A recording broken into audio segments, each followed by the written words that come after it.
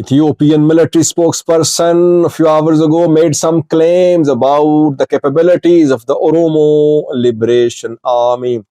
How convincing are these claims? Welcome to my views and news. Thanks for watching the channel. First viewers, hopefully I'll have a live chat tonight at 1800 GMT. I'm getting better now. I think I can speak for around 30 minutes. So hopefully I'll join you for a live chat at 1800 GMT. Two new stories in this video. Firstly, Oromo Liberation Army. Has it been significantly weakened? What is military claiming? Secondly, Human Rights Commission of Ethiopia has launched an important inquiry. Let's have a look at this new story first.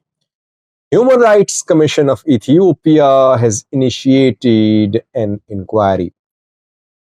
By the way, Berhano Dilo is the new chief of the Human Rights Commission of Ethiopia. Berhano was appointed a few months ago. His predecessor launched an inquiry, if you remember, into the death of Bate Orgasa, Oromo Liberation Front politician who was killed in Oromia. But the contents of the inquiry were not made public. Bate Orgasa's family, OLA, OLF, they accuse the government. They say government forces killed Bate Orgasa, but the inquiry was never made public. Human Rights Commission of Ethiopia claims to be an independent body monitoring the human rights situation in Ethiopia. Now, the organization has launched an inquiry into reports which we have been sharing with you. We've been telling you about conscription in Ethiopia. I've been saying that Ethiopian military is following in the footsteps of the Eritrean military. JOAR, some other human rights organizations, they have also been reporting the same, saying that people are being kept at camps. They are being forcibly recruited at the ENDF camps. And some sources have been claiming that underage teenagers are also being recruited in the Ethiopian National Defense Force. Human Rights Commission of Ethiopia has launched an inquiry into conscription, that ENDF is recruiting people by force, and into underage recruitment by the Ethiopian National Defense Force. Any hope that this inquiry will be fair and its contents will be made public? Very difficult, because Ethiopian military has already rejected reports of conscription. Military says that it follows a process of transparent recruitment. People are not forced to be part of the Ethiopian National Defense Force. But this is first test of Berhano Adilo, the new chief of the commission. Will he conduct the inquiry in an impartial manner? Will the outcome of the inquiry be made public, or will he give the clean chit to the ENDF? Let's see. On-ground sources confirming, they say that a campaign of forced recruitment is underway. Not just in Oromia, in Amhara too. No ENDF recruitment in Tigray, it's not possible to do there. But in Tigray, not in Tigray, in Amhara, in Oromia, in southern Ethiopia, forced military recruitment is happening according to local sources. Those who don't have any contacts, those who don't have any money, they are being forced to join the military. Their families is not in a position to pay money for the release of their sons and daughters. That is why they have to join the training camps and serve there. Let's see what the Human Rights Commission of Ethiopia concludes in its inquiry report. Secondly, viewers, Ethiopian military spokesperson has made some claims of the capabilities of the Oromo Liberation Army, armed group operating in the Oromo region of Ethiopia. Colonel Gatnet is the name of the ENDF spokesperson, is ENDF's public relations officer. Colonel Gatnet claimed that Shane Ola is no more a threat to the military. It's no more a threat to the ongoing development in the Oromia region. Occasionally, this group is carrying out attacks.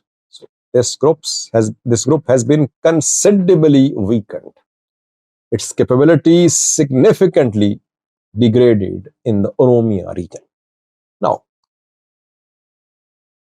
OLA is the most organized armed group in the Oromia region of Ethiopia. Yes, it's faced with the worst internal divisions. Internal split is very visible because some OLA commanders have surrendered. They have joined the security forces. They're part of the security forces operation against the existing OLA led by Jalmar. But Ethiopian military cannot put an end to the activities of armed criminals. Kidnapping for ransom is happening across Oromia. These kidnapping for ransom networks are not stronger than OLA. The criminal networks committing kidnapping for ransom are not stronger than OLA. But ENDF has been helpless.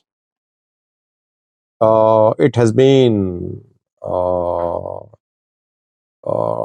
it failed to put an end to kidnapping for ransom in the Oromia region. Though people would say, Sajid, security, internal security is taken care of by police, by militia to some extent, not by ENDF. Yes, I agree. But when kidnapping for ransom is engulfing the Oromia region, Oromia security forces are unable to stop it. Where is Ethiopian National Defense Force? The military, which cannot stop criminal activities, how can it say that it has completely weakened the Oromo Liberation Army, firstly? Secondly, the military says that OLA is no more a threat to the development to the military. OLA is still a threat in the Oromia region. Imagine how Fano started. There were a few thousand. Now there are tens of thousands. They built up, they got arms, they continued, and now entire Amhara region destabilized. Yes, OLA is under pressure. It's seeing divisions. It is regrouping itself. It is reasserting itself. It is conducting hit-and-run attacks, ambush attacks, assassinations, operating more like a guerrilla fighters group now. It has stopped large-scale attacks. It is operating in small units now. It's not finished. Ola Komsa Dereba group is not finished. Government was hoping, by the way, when Sani and Agasa surrendered, that within a few months, Ola will be completely disbanded. So did it happen? Sani and Agasa surrendered. Did it lead to complete disbandment of Oromo Liberation Army? No, it did not. Rather, Ola reasserted itself and it started Operation Thousand Fronts, and it is now carrying out different types of attacks in different parts of Oromia to show that it's still a force to be reckoned with. So I believe Colonel Gatnet's analysis, his claims are exaggerated. Ola is under pressure. No one can deny that. Ola is still a force to be reckoned with. The way Ola is regrouping itself, it could come back with a stronger force, I believe. Once you overcome internal divisions and you come out of that crisis, you're more dangerous. But military just want to justify its deployment in Oromia. It wants to just prove that the ENDF is very powerful. It has defeated Ola. Military makes the same claims about Fano too, that Fano defeated Amhara armed groups defeated, but you know what is happening there in the Amhara region. Thanks for watching.